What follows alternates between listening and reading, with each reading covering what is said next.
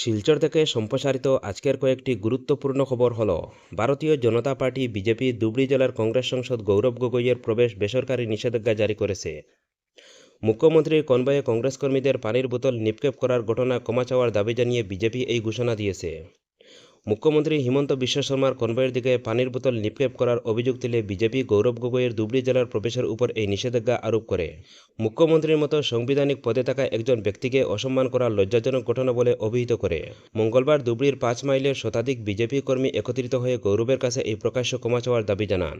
এই প্রতিবাদের নেতৃত্ব দেন আসামের মন্ত্রিসভার সদস্য রঞ্জিত কুমার দাস। জনগণের সামনে তিনি ঘোষণা করেন, যতদিন না গৌরব গগৈ এই লজ্জাজনক ঘটনার জন্য প্রকাশ্যে ক্ষমা চান, ততদিন ধুবড়ীর বিজেপি গগৈকে জেলায় মাটিতে পা রাখতে দেবেন না। সম্প্রতি মুখ্যমন্ত্রীর কনভয়ে পানির বোতল ছোড়ার খবর প্রকাশ্য আসার পর এই প্রতিবাদের সূচনা হয়। বিজেপির নেতারা এই ঘটনার জন্য গগৈকে দায়ী করে রাজনৈতিক শত্রুতা ছড়ানোর অভিযোগ তুলেন। এদিন জেলায় বিভিন্ন জায়গায় বিজেপি নেতাকর্মীদের প্রতিবাদ করতে দেখা যায়। বেশ কয়েকজন মন্ত্রীও এই বিক্ষোভে অংশ নেন।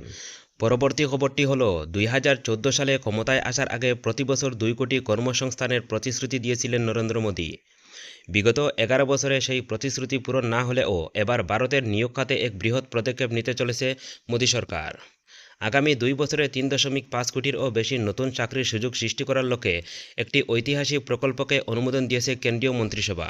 নিয়োগ সংযোগ উদ্গনি ELI প্রকল্প নামে এই পদক্ষেপের জন্য মোট 99,446 কোটি টাকা বরাদ্দ দেওয়া হয়েছে। কেন্দ্রীয় বাজেট 2024-25-এ ঘোষিত এই প্রকল্পটি নতুন কর্মী ও নিয়োগকারীদের উৎসাহিত করার উদ্দেশ্যে তৈরি করা হয়েছে। ELI প্রকল্পের অধীনে যারা আনুষ্ঠানিক শ্রমবাজারে নতুনভাবে প্রবেশ করবে, তারা বিশেষভাবে 15,000 টাকা পর্যন্ত মাসিক বেতন পাবে, যা 2 কিস্তিতে প্রদান করা হবে। প্রতি মাসে 1 লক্ষ টাকা পর্যন্ত আয় করা কর্মীদের ক্ষেত্রেও এই সুবিধা প্রযোজ্য হবে। অন্যদিকে নিয়োগকারীদের জন্য এই প্রকল্প অতিরিক্ত কর্মসংস্থান সৃষ্টি করতে উৎসাহ প্রদান করবে।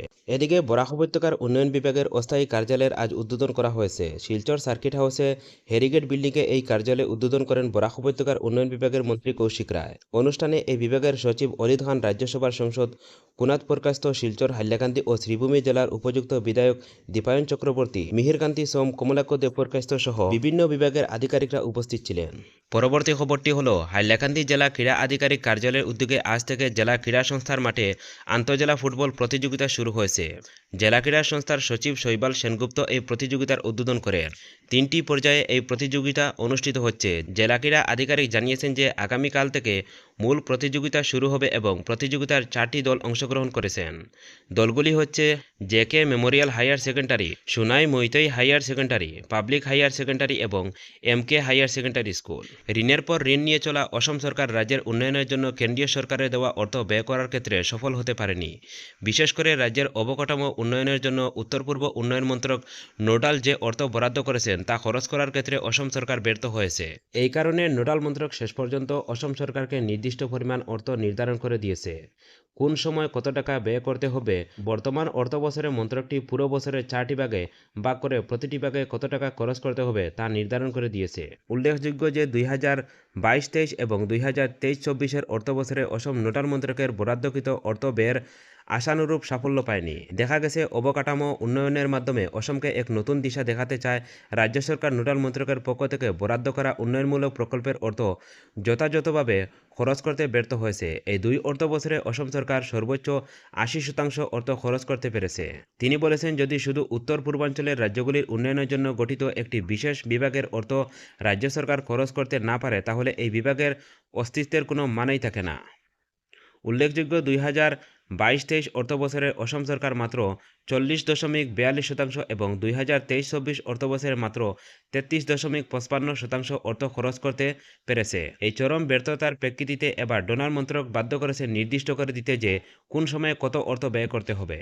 এবং সর্বশেষ খবরটি হলো, কেন্দ্রীয় সরকারের সামাজিক ন্যায় ও সবলীকরণ মন্ত্রণালয়ের অধীনে বিশেষভাবে সক্ষম ব্যক্তির বিভাগ 3টি শাখায় বিশেষভাবে সক্ষম ছাত্রছাত্রীদের নির্ধারিত বৃত্তির জন্য আবেদন চেয়েছেন।